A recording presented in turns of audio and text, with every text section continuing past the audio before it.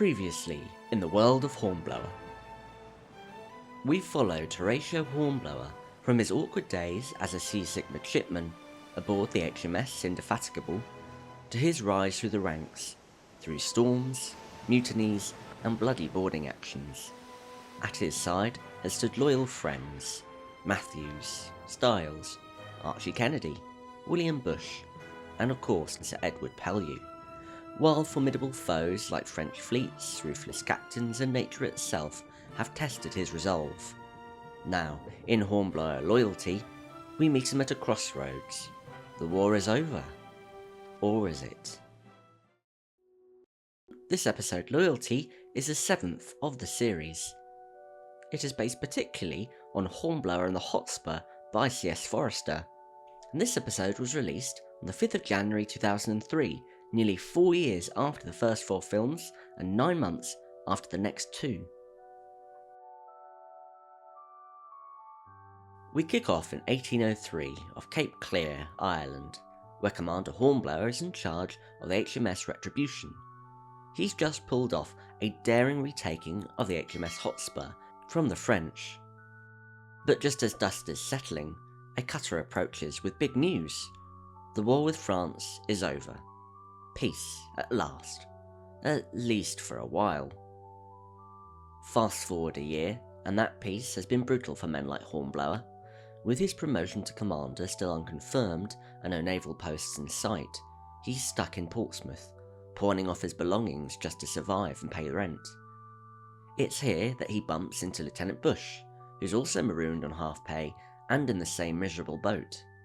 One night, Hornblower invites Bush along to an exclusive whist game with Admiral Pellew, Captain Hammond, and Hammond's young nephew, Jack, who's eager to serve under Hornblower. Thanks to his sharp mind at the card table, Hornblower wins just enough to pay back his overdue rent to Mrs. Mason, whose daughter Maria has more than a passing interest in him.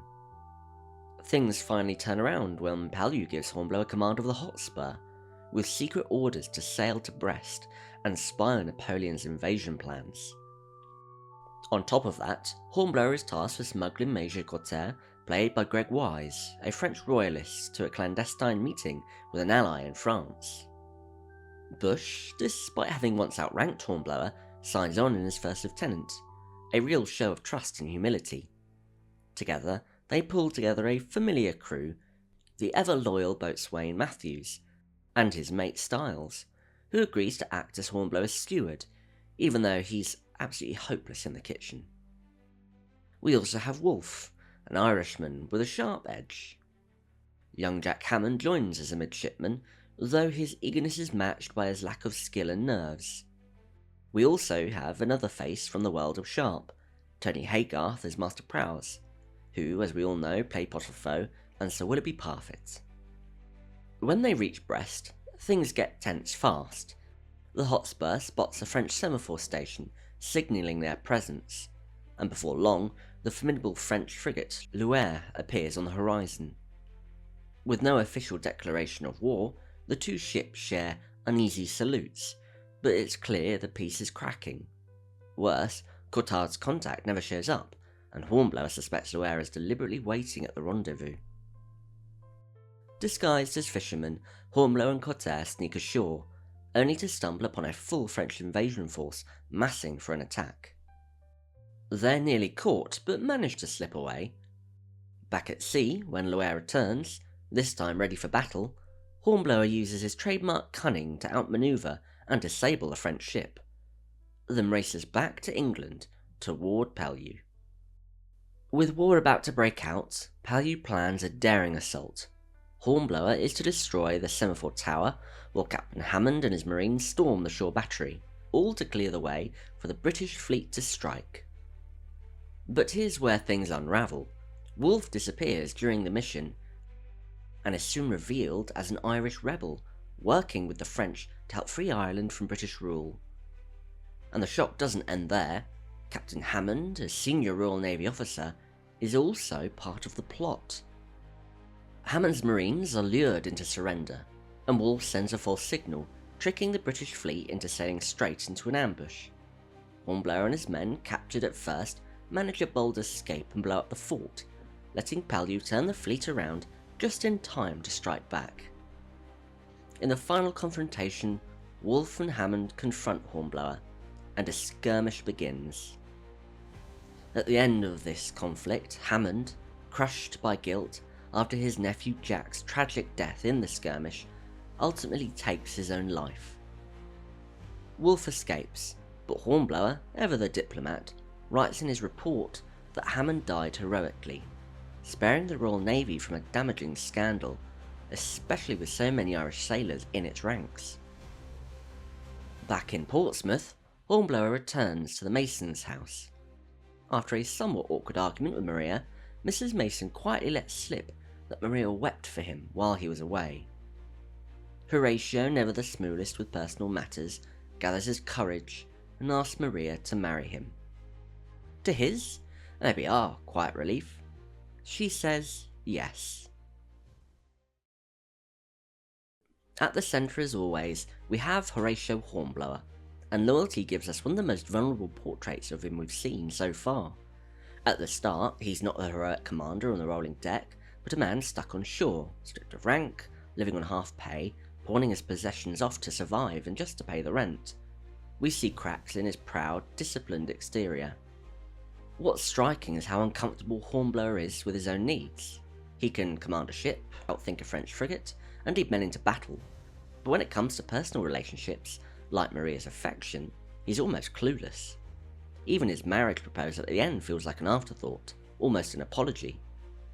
Yet there's real tenderness beneath his awkwardness, and it's a rare moment where we see Horatio allow himself something just for him, not for the Navy or for war. I find this version of Hornblower really quite interesting. He's brilliant and brave, yes, but also brittle and lonely, carrying burdens that no one else really sees. We have Lieutenant Bush again, and he is arguably the emotional backbone of the episode.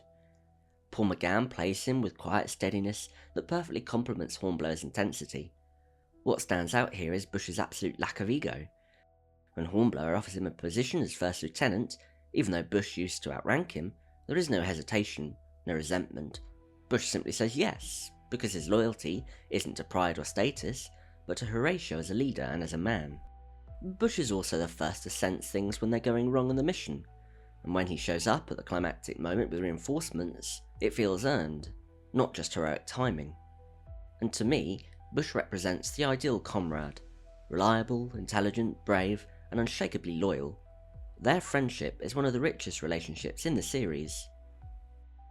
We are also introduced to Maria, the daughter of Mrs. Mason, who Horatio is renting from. She's a quiet, kind, and modest woman who clearly is very fond of Horatio, not for his rank or fame, but for who he is.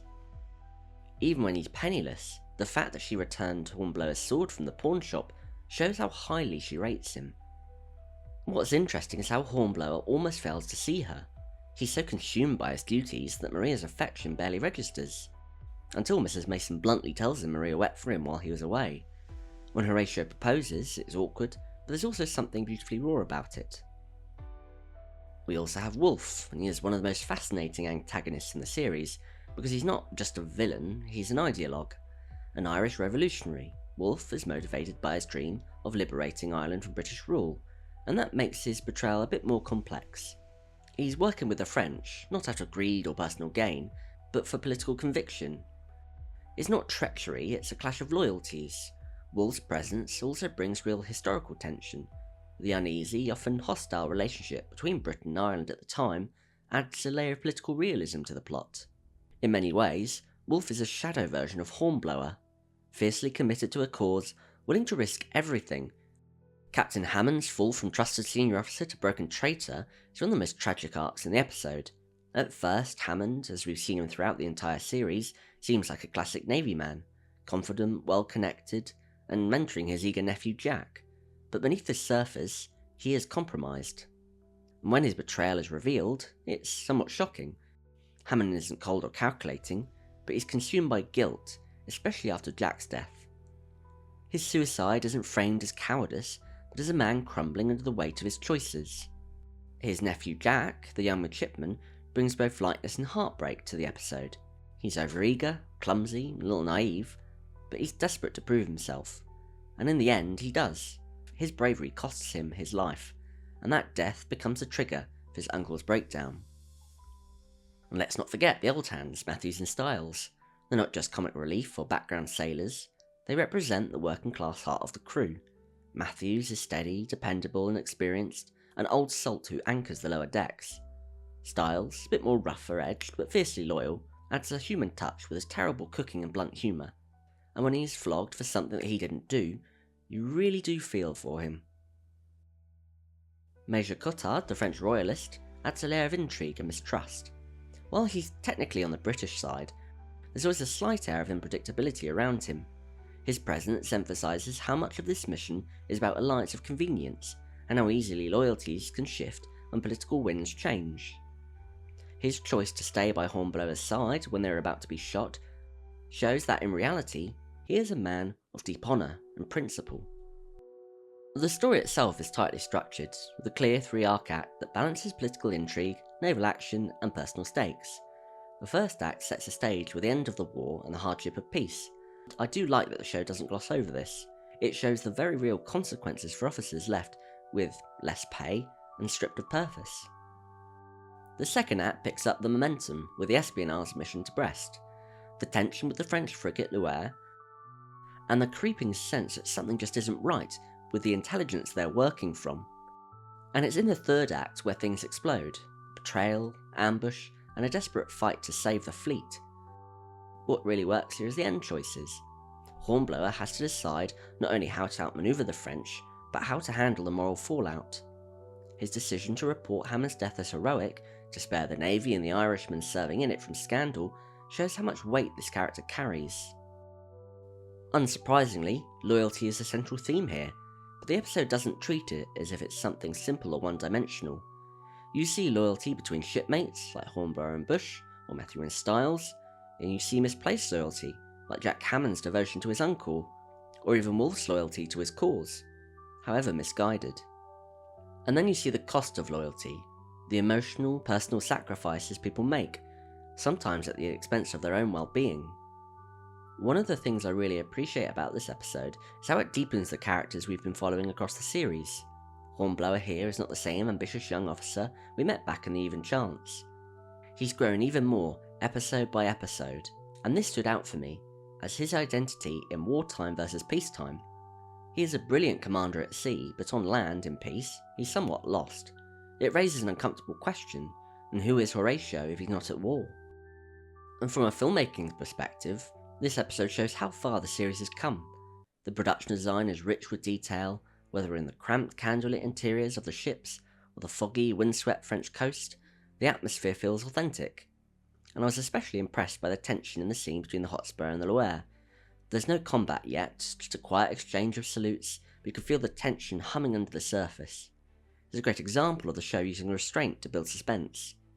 The practical effects and model work continue to impress. This isn't a series that leans on flashy CGI. Instead, it trusts in the weight of the ships, the smoke of the cannons, and the grit on the actors' faces. And speaking of actors, the performances across the board are excellent. And for me, this episode hits a sweet spot. It balances political tension, action and personal drama without tipping too far into one direction. It feels mature, reflective, and sets up the next film, Duty, perfectly. And that final moment, Horatio awkwardly proposing to Maria, is the perfect quiet note to end on, reminding us that even those hardened sailors need an anchor on land. Thanks for watching this video. What were your thoughts on this episode? Please do like, share and subscribe to help the channel grow, as well as follow me on X, links in the description below. And I'll see you next time.